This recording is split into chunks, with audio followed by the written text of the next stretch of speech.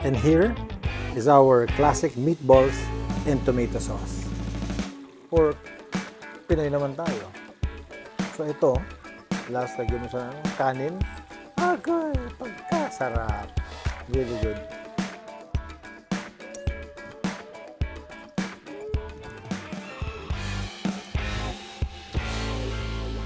Sarap. Hello, I'm Richard Gomez and welcome to Goma At Home. Today we are making classic meatballs on classic tomato sauce. First, we'll heat up our pot. Yan. So what I'll do is I'll put some Doña Elena olive oil. Okay, there you go. Nice. And then lalagyan natin yung garlic. Prepare some garlic here. So garlic about 2 tablespoons of garlic. Should be good. Good. And let's cook it a little. Konti lang.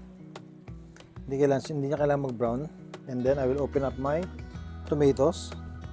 And after that, while this is boiling, we'll start working on our meatballs. Okay, so we have our beef, we have our old bread, we have some Parmesan cheese. And then we'll open our cans of tomatoes. Siguro with this, we'll put in about 4 or 5 cans of tomatoes. No? Nice. Yes. Dahan-dahan para hindi tayo madumihan. One more. Okay, this. Yan. So, I'll cook a little more. Another mga 20 seconds, 30 seconds. I'll put in my tomatoes. Wow, look at that.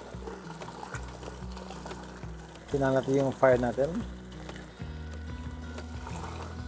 Nice. And get some water. Try ng konting tubig yung natin, yung lata. To wash it off. Sayang kasi yung sayang yung residue.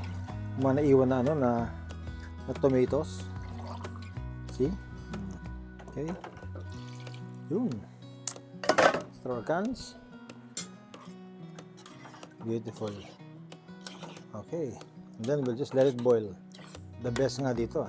Let it boil for about 1 or 2 hours. And you're good. Let's get some basil. Ready? Tabihin natin basil. Yan. Gasalan natin itong basil. Yep. Okay. Tagal ko lang stock ng basil, but we'll leave the leaves there. Yan. Put a lot of basil para masarap, mabango, malasa. Okay. And later, dudurugin natin yun. Dudurugin natin mamaya yung tomatoes natin once it's cooked. So, from here on, I put up the fire a little and we'll let it boil. So we'll work on our bread. We have about 2 kilos of beef, and then some old bread. Ito old bread talaga to. Okay, tabi ko lang to dito. Then put some milk, okay, to keep our meatballs moist. Yun. Hayaan lang natin na ma-absorb na yung bread yung milk. Yan o. Tulugin natin siya ng konti. So pag na-absorb na to, lalapot pa to eh. Yan. Leave it there for 5 minutes. Konti pang milk, just a little more. Okay, there. Tatabi ko na yung milk ko. I'll leave it there until mag-absorb siya, until lumambot pa yung bread natin. What I'll do now, ilipat ko na tong meat natin in this bowl. Okay, nice. Lagyan natin lahat para masaya ang buhay. And then we'll put some Parmesan cheese. Parmesan to galing doon sa Parmesan wheel natin, no? So I have Parmesan wheel, so sometimes when we eat, I serve them pasta on Parmesan wheel. So durugin lang natin yung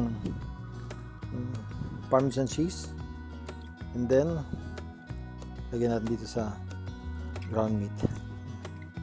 Make sure durog siya, and this will give extra flavor to your meatballs.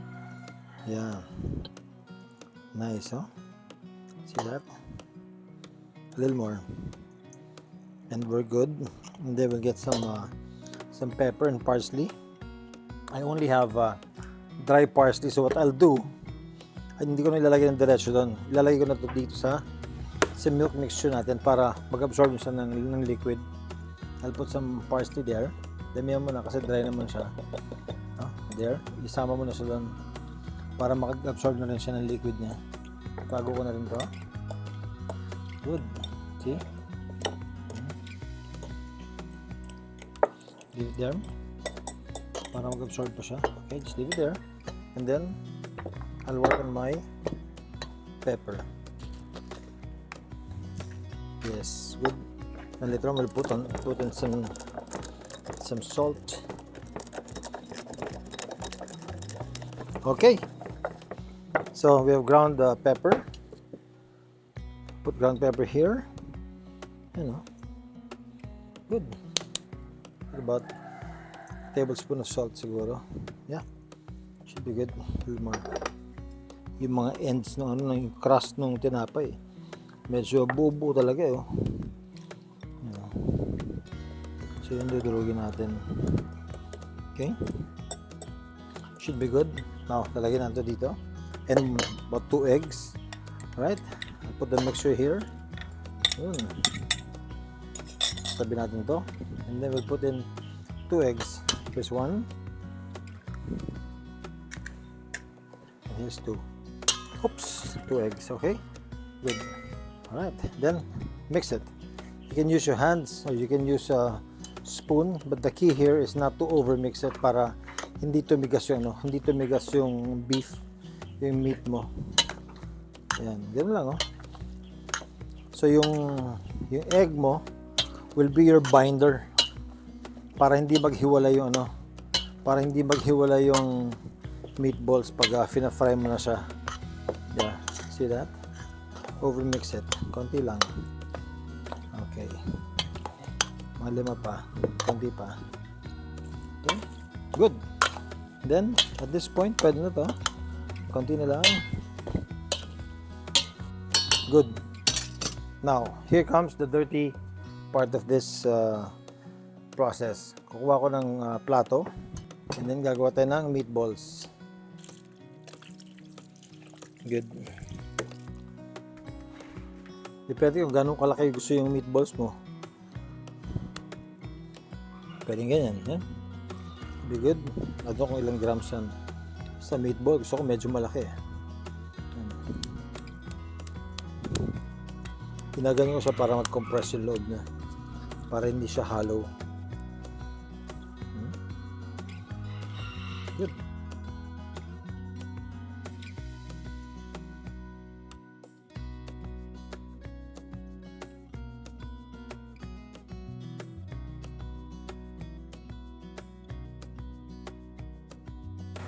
Okay, so we're using olive oil for frying. There you go. Should be good. Yeah. We'll heat it up. Pag mainit na siya, lalagyan natin yung beef natin, yung meatballs. Alright. And then, habang hinihintay natin siya na uminit, durugin na natin yung tomatoes natin. It's cooking well. Bango. If you're here lang sa sa Goma At Home, you'll really smell yung amoy ng tomato sauce. Wow, sarap. Just like that. And then durugin natin yung tomatoes. Masarap kasi yung tomatoes when it's like this, may texture siya instead of just parang puree lang, di ba? Parang sauce na sauce masyado. At least with this, may texture siya. Yan. Okay, we'll fry our meatballs. Nice. Good. Kung masyado mainit, hinaan natin konti. Nice. Yes. 2. And then 3. Nice. Good. Okay. Careful lang, para di siya madurog. Yun. Nice. Good. Let it burn a little and you're good. Good. Another minute. Hanguin natin ito.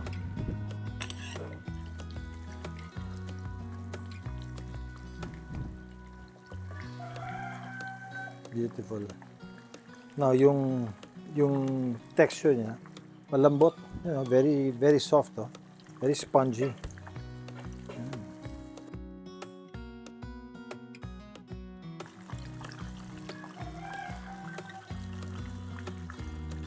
So with this one, once it's cooked, you can just eat it like this, or you can prepare it with some pasta. No? So you have meatballs pasta. But I like it just meatballs and just tomato sauce. Give it about a minute, and then check natin yung tomato natin. Good. Put up a little. Or Pinoy naman tayo. So ito, last lagyan mo sa kanin.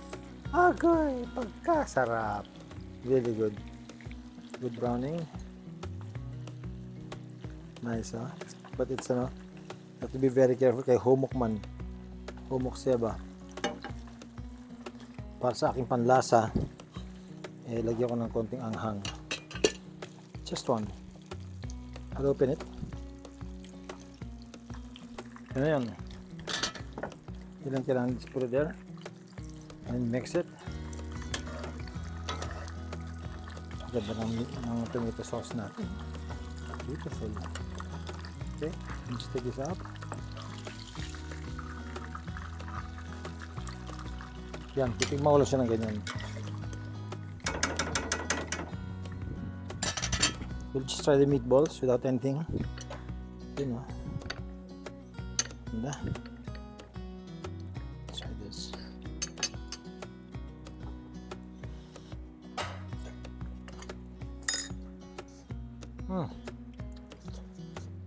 Kahit walang sauce, laban na to. Ketchup na lang siguro, tsaka mustard, pwede na, pwede tsaka tinapay. Sold.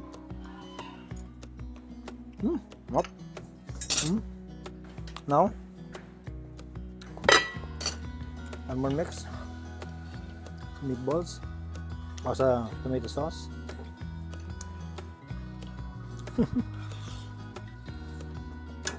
Okay. Slowly, lalagyan natin yung meatballs natin. Careful. Isa. Hindi naman siya masyadong mainit, ha? Kasi isa-isa yung kamay niya.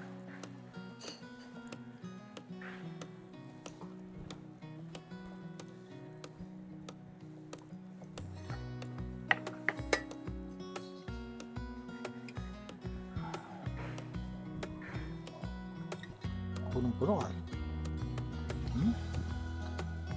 Until it's all cooked. Good. And then yung may iwan sauce, lagyan nandito. It's all flavor. It's all taste.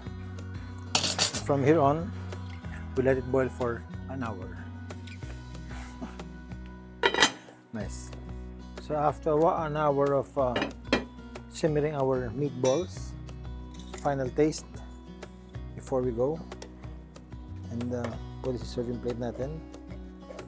Ilalim. Good. Good. So this. A thick na sauce.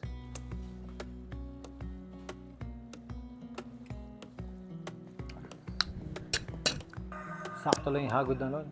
Yung spice. Isa lang nilagay natin, hinati natin. Sakto. Very good. Okay. Let's plate it. This one.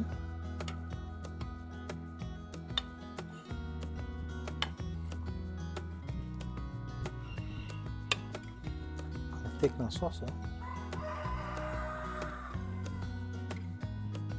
That is how we're going to serve it. And then some Parmesan cheese on top.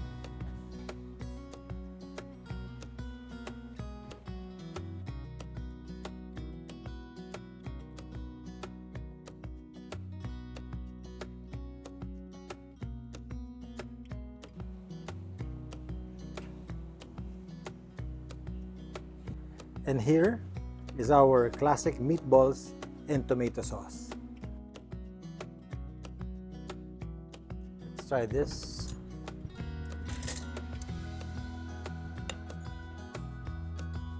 Inside, nice.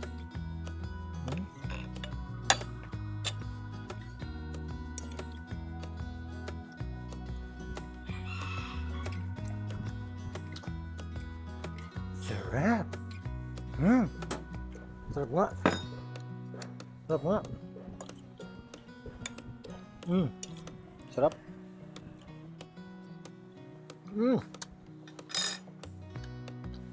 Wow. Tsaka, when you do not overmix yung ground meat, hindi siya tumitigas. Tapos tama-tama yung, remember yung old bread na natin ng milk, and then Parmesan, so it becomes very soft, you know. Tapos juicy pa sa loob. Wow, it's so good. So you can eat it this way. You can eat it with bread. Ito. You can serve it on toasted bread. Ganyan. Yun. Tapos lagyan siya ng konting sauce. There. Yun. And serve it. Just like that. You can serve it in many different ways. Pwede mo serve it with pasta. Or you can eat it with just rice. That's it. So thank you so much for staying with me right here in Goma At Home. Please like, share, subscribe, and press the notification bell. Do this in your own kitchen, share it with your friends, and enjoy it with your family. I'll see you again. Bye.